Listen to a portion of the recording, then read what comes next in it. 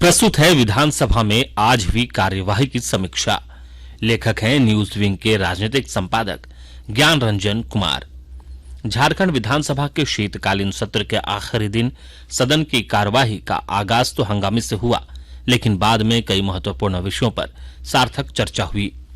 विधानसभा की कार्यवाही शुरू होते ही सदन में 1932 खतियान आधारित स्थानीय नीति को लेकर भाजपा ने हंगामा शुरू कर दिया।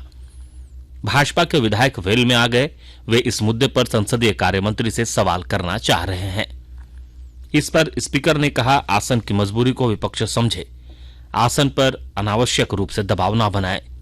गौरतलब है कि 21 दिसंबर को भाजपा के विधायक अमित मंडल ने सदन में सवाल उठाया था कि राज्य की विधि विभाग ने 1932 खतियान आधारित स्थानीय नीति को 100% विधि सम्मत नहीं बताया था।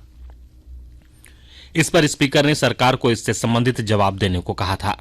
विपक्ष की मांग पर स्पीकर ने संसदीय कार्य मंत्री आलमगीर आलम को इस पर जवाब देने को कहा। संसदीय कार्य मंत्री ने कहा कि राज्य में बनी स्थानीय नीति 3 बार खारिज हो चुकी है, इसलिए इसे संविधान की 9वीं शेड्यूल में शामिल करने के लिए केंद्र को भेजा जाना जरूरी है। उन्होंने कहा कि विधि विभाग की शंकाओं को दूर करने के बाद ही विधेयक को राज्यपाल के पास भेजा गया है। भोजनावकाश के बाद झामुमो के विधायक दीपक बिरुआ ने कोल्हान में बच्चों में बढ़ रहे नशे की लत का मुद्दा उठाया। कहा कि कोल्हान प्रमंडल में 10 से 16 वर्ष की उम्र तक के 73,043 बच्चे किसी न किसी नशे का शिकार हैं। नशे के कारण प्रमंडल में हत्या, लूट, डकैती, छिनतई और बलात्कार की घटनाएं बढ़ रही हैं। क्या सरकार प्रमंडल में नशा के विरुद्ध जागरूकता अभियान चलाकर नशे के गिरफ्त में आए बच्चों को जागरूक करते हुए जिला में नशा मुक्ति केंद्र स्थापित करने का विचार रखती है? स्वास्थ्य मंत्री ने जवाब देते हुए कहा कि सरकार के पास नशा मुक्ति केंद्र के तौर पर संसाधन कम है। इन पास में 600 से 700 लोगों के रखने की व्यवस्था है। ऐसे में और संसाधन की व्यवस्था करने की जरूरत पड़ेगी। विधायक प्रदीप यादव ने शून्यकाल में देवघर एम्स में गैर झारखंडियों की बहाली का मामला उठाया। उन्होंने स्पीकर से इस मामले की निगरानी के लिए एक विशेष कमेटी बनाने की भी मांग की।